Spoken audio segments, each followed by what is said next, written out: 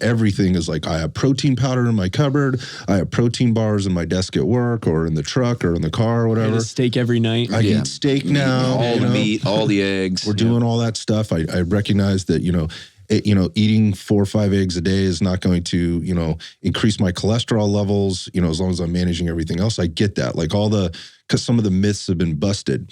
So they're eating enough protein, but they're still not getting what they want. And so you're eating enough protein, but you're still not eating enough calories. Yeah. And there's a couple things that play into that I don't think people realize. And I know they don't realize that because I've talked to them about it.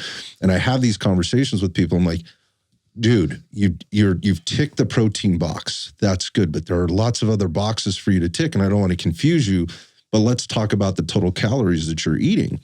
And they don't know what those are. Mm-hmm. And again, we've talked a lot about tracking and the importance of doing that to gain awareness, and that you don't have to do that forever, but it's good to recheck in to kind of see where you're at. And certainly if you have a specific target that you're trying to reach on the scale or with a body composition analysis or something like that, these things are important and there's nuance in that. But you're eating enough protein, but you're still under eating total calories. Man, there's a specific client that I can think of as the epitome of this right now. His goals are, he's had a good transformation. His goals are maybe slightly different, but he's a client that we should both share that you've worked with for a while.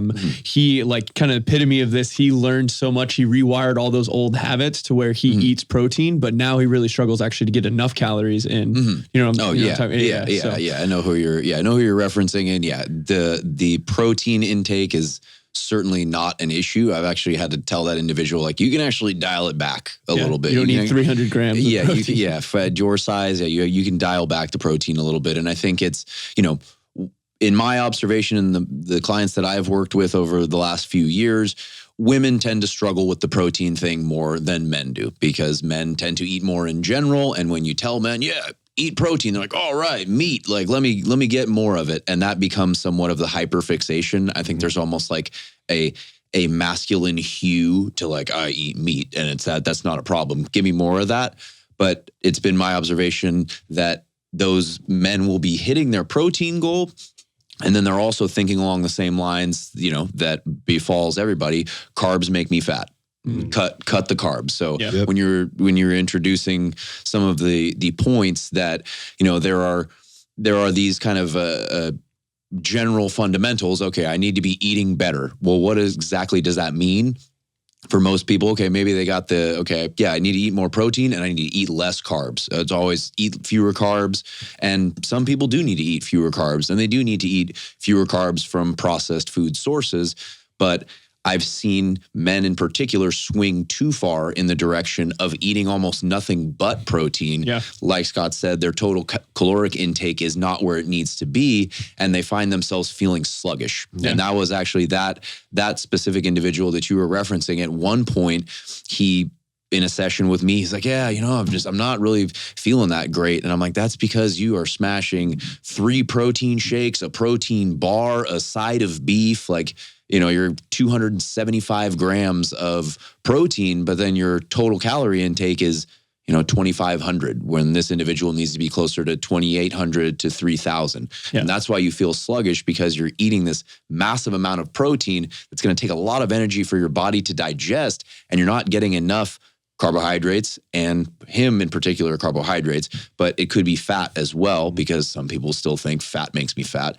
And there you go. I call it the low energy diet. It's a protein only diet. And I think that's even good to kind of go into the specifics with that of, like, if that individual is eating 275 grams of protein, they're barely getting over 1,000 calories just from that protein. So then if they're not eating enough carbs, and you're saying they need to get to 2,800, those calories have to come from somewhere. Mm-hmm. And so they're only getting that much amount of protein. They have to realize that they need to be incorporating those other kinds of calories, carbs and fats. Mm-hmm. And yes, like we've talked about, like, you may feel a little bit better on a little bit more fat, a little bit more carbs, and there is more interplay between those two things, but they are both vital, and you do need to be getting them both. So I think that's the big hit, is a lot of protein, a lot of food, but still, under calories. And the meat tends to come with some fat. Yeah. A lot of times the guys that fall into this trap, they're red meat eaters. They're not afraid of a fatty piece of meat. So the calories that they do consume, they tend to come from fat. So we're a little skewed in the direction of fat.